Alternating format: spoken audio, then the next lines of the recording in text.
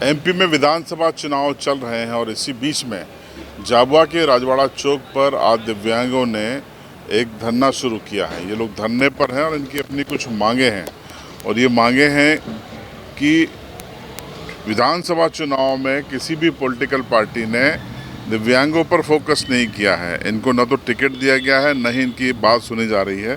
तो हमारे साथ मौजूद हैं, क्या नाम है आपका? मेरा नाम राकेश मेड़ा है। आप संगठन के जिला अध्यक्ष हैं? हाँ, संगठन के जिला अध्यक्ष हूँ। तो क्या मांगे हैं आपकी जो आप यहाँ बैठे हैं आप लोग? हमारी मांगे ये हैं कि विकलांग समाज को हमेशा शासन हो प्रशासन हो, उसने हमेशा निचले स्तर से देखा है और ना ही उनके लिए कोई विकास की बात कही है। इसीलिए हमने आज ये मीडिया कॉन्फ्रेंस बुलाई है और इसके माध्यम से कुछ मेरे पास पॉइंट है वो बताना चाहूँगा मैं। सबसे पहले तो आपने जो चुनाव में मैंने पढ़ा था आपने मांग की है कि हमको टिकट क्यों नहीं दिया गया? जी,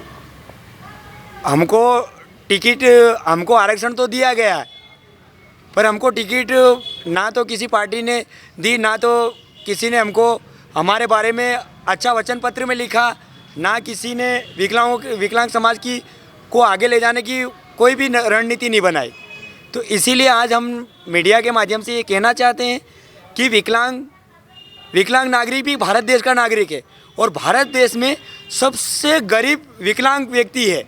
तो अगर सरकार शासन हो या प्रशासन हो, अगर विकलांग व्यक्ति के बारे में नहीं सोच रही है तो विकास नहीं होगा इस देश का, भले वो मध्य प्रदेश हो या अन्य राज्य हो।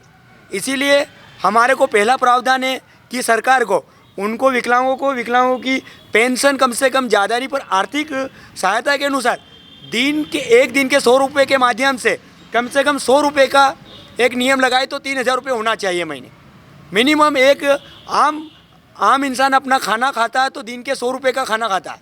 तो इसके माध्यम से सरकार को ये पहला प्रावधान करना चाहिए। दूसरा है कि विकलांग अपनी डिग्रियां अपरंपार लेके बैठा है, तो सरकार को बिना व्यापन एग्ज़ाम देते हुए उनको एक आरक्षित क्षेत्र करके रिजर्वेशन सीटें करके उनको रोज़गार देना चाहिए। रोज़गार यानी कि नौकरी छोटी मोटी, भले वो 5000 की हो 6000 की हो, विकलांग कोई ज़्यादा पैसे नहीं मांगता, उनकी रोजी रोटी चलना चाहिए। और तीसरी मांग है कि विकलांग को अभी पेंशन भी नहीं मिल रही है। तो पेंशन अगर मिलती है तो 600 रुपये मिलती है, तो 600 रुपये में कुछ गुजारा नहीं होता है। अगला हमारा ये मुद्दा है कि विकलांग को कम से कम, जैसे सरकार ने प्रधानमंत्री आवास बनाया था तो उसमें अल्फ़ाबेट से आता है ABCD से, तो विकलांगों को ABCD ना देते हो पहली प्राथमिकता का नियम बनाना चाहिए, ताकि कोई भी शासन बैठे, चुनाव के बाद कोई भी सरकार बैठे तो कम से कम विकलांगों को कम से कम उनको रहने के लिए छत मिल सके। और अनपढ़ विकलांगों को रोज़गार के लिए कहीं ना कहीं लोन की व्यवस्था करवाना चाहिए 0 ब्याज पे, ताकि वो अपना रोजी रोटी कमा सके और अपना जीवन व्यापन करने में सक्षम हो सके, तब जाके विकलांग लोगों का विकास हो सकता है। तो ये चुनाव में जब टिकट बंट रहे थे, टिकट के पहले आप लोगों ने मांग क्यों नहीं रखी? हम सोच रहे थे कि अगर सरकार कोई भी बनेगी, हम विकलांग इंसान भारत देश के एक आम नागरिक है और संविधान का एक अभिन्न अंग है। हम ना किसी राजनीति के ऊपर आरोप लगाते हैं, ना किसी राजनीति की हम बुराई करते हैं। हमने सोचा कि भले कोई भी सरकार आएगी विकलांगों के लिए कोई अच्छा करेगी। जब हमने आखिरी में निचोड़ निकाला तो किसी भी सरकार ने या किसी भी पार्टी ने या कोई भी शासन प्रशासन ने ये नियम ही नहीं बनाया कि सरकार बैठने के बाद विकलांगों के लिए ये 3-4 मुद्दे बनना चाहिए। पहला मुद्दा, विकलांगों की पेंशन बढ़ाना चाहिए। दूसरा मुद्दा, विकलांगों को उनकी योग्यता के अनुसार उनको नौकरी का प्रावधान करना चाहिए।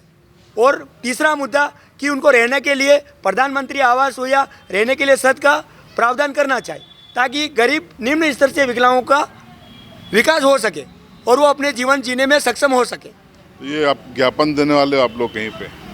जी, तो ये दिव्यांग लोग थे और इनके संगठन का नाम है बिरसा मुंडा युवा मंडल। देखिए, ये इनकी कई मांगे जायज़ हैं, जैसे कि 3000 रुपये का पेंशन तो बनता है और साथ ही साथ PM आवास में अल्फ़ाबेट की जगह इनको सीधा लाभ दिए जाने की ज़रूरत है। राजनीति में हिस्सेदारी भी इनको ज़रूरी है।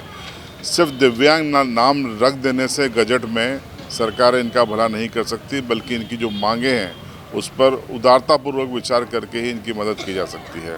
इनकी मांगों पर आपकी राय कमेंट बॉक्स में ज़रूर बताएं।